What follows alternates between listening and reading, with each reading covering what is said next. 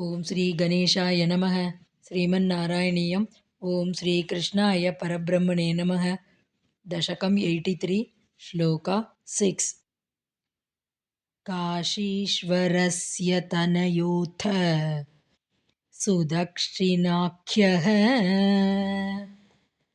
ಶರ್ವಂ ಪ್ರಪೂಜ್ಯ ಭವತೆ ವಿಹಿತಾಭಿಚಾರಃ कृत्यानलं कमपि बाणरणातिभीतैः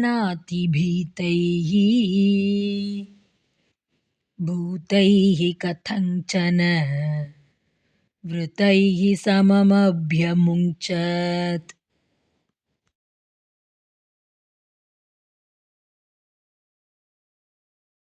Word by word meaning. अथ सुदक्षिणाख्यः काशीश्वरस्य तनयः.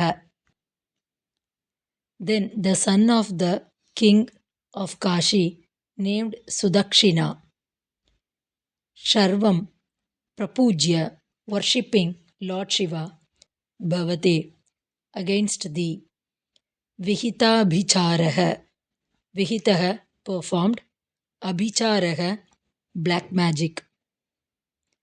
Having employed some magical spells, Kamapi, Kritya Nalam, an evil spirit in the form of fire named Kritya, Banara Nati Bhitaihi, Bhutaihi, Samam, along with some Bhutas, attendants of Lord Shiva, who were very much frightened by thy battle against Bana, in which they were rooted.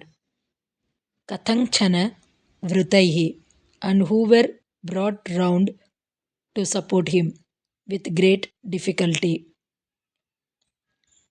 Abhya Munchat, released.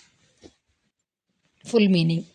Then Sudakshina, the son of the king Kashi, propitiated Lord Shiva and by employing some magical spells released an evil spirit named Kritya in the form of fire against thee, along with some Bhutas, who were very much frightened by thy fight against Bana, and who were persuaded with great difficulty to support him. Om Tat Sat.